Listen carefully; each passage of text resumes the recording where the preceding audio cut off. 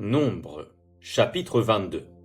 Les enfants d'Israël partirent, et ils campèrent dans les plaines de Moab, au-delà du Jourdain, vis-à-vis de Jéricho. Balak, fils de Tsippor, vit tout ce qu'Israël avait fait aux Amoréens. Et Moab fut très effrayé en face d'un peuple aussi nombreux. Il fut saisi de terreur en face des enfants d'Israël. Moab dit aux anciens de Madian: Cette multitude va dévorer tout ce qui nous entoure, comme le bœuf broute la verdure des champs. Balak, fils de Tsippor, était alors roi de Moab.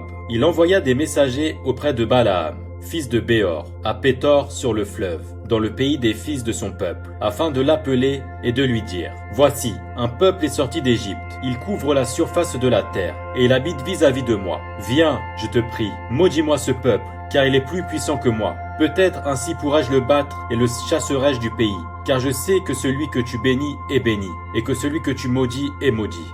Les anciens de Moab et les anciens de Madian partirent, ayant avec eux des présents pour le devin. Ils arrivèrent auprès de Balaam, et lui rapportèrent les paroles de Balak. Balaam leur dit: Passez ici la nuit, et je vous donnerai réponse, d'après ce que l'Éternel me dira. Et les chefs de Moab restèrent chez Balaam.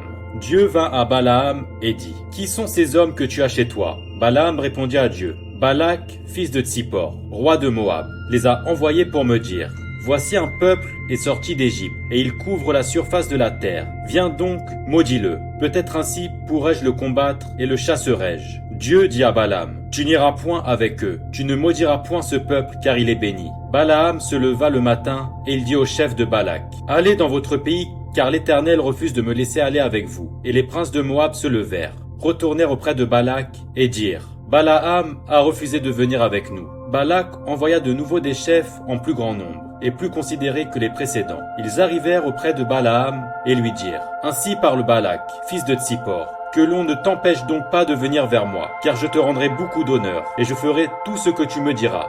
Viens, je te prie, maudis-moi ce peuple.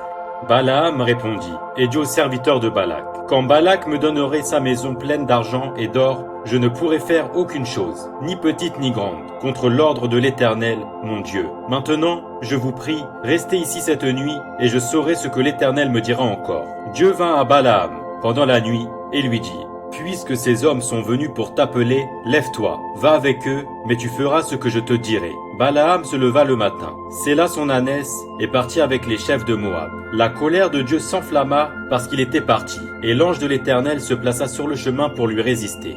Balaam était monté sur son ânesse, et ses deux serviteurs étaient avec lui. L'ânesse vit l'ange de l'Éternel qui se tenait sur le chemin, son épée nue dans la main. Elle se détourna du chemin et alla dans les champs.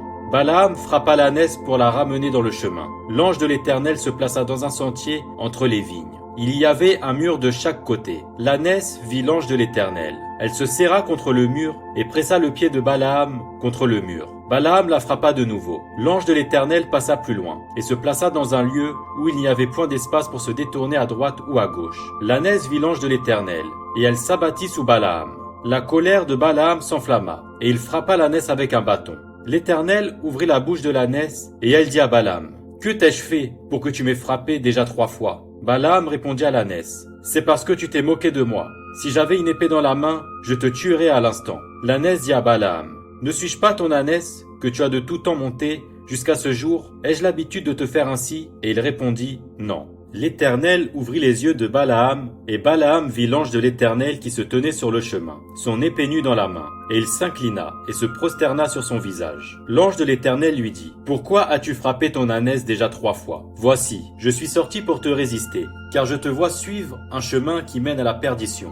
L'ânesse m'a vu, et elle s'est détournée devant moi déjà 3 fois. Si elle ne s'était pas détournée de moi, je t'aurais même tué, et je lui aurais laissé la vie. Balaam dit à l'ange de l'Éternel: J'ai péché, car je ne savais pas que tu t'étais placé au-devant de moi sur le chemin. Et maintenant, si tu me désapprouves, je m'en retournerai. L'ange de l'Éternel dit à Balaam: Va avec ces hommes, mais tu ne feras que répéter les paroles que je te dirai. Et Balaam alla avec les chefs de Balak. Balak apprit que Balaam arrivait, et il sortit à sa rencontre jusqu'à la ville de Moab, qui est sur la limite de l'Arnon, à l'extrême frontière. Balak dit à Balaam: N'ai-je pas envoyé des messagers auprès de toi pour t'appeler? Pourquoi n'es-tu pas venu vers moi? Ne puis-je donc pas te traiter avec honneur? Balaam dit à Balak, « Voici, je suis venu vers toi, maintenant me sera-t-il permis de dire quoi que ce soit? Je dirai les paroles que Dieu mettra dans ma bouche. » Balaam alla avec Balak, et ils arrivèrent à Kirjath-Hutsot.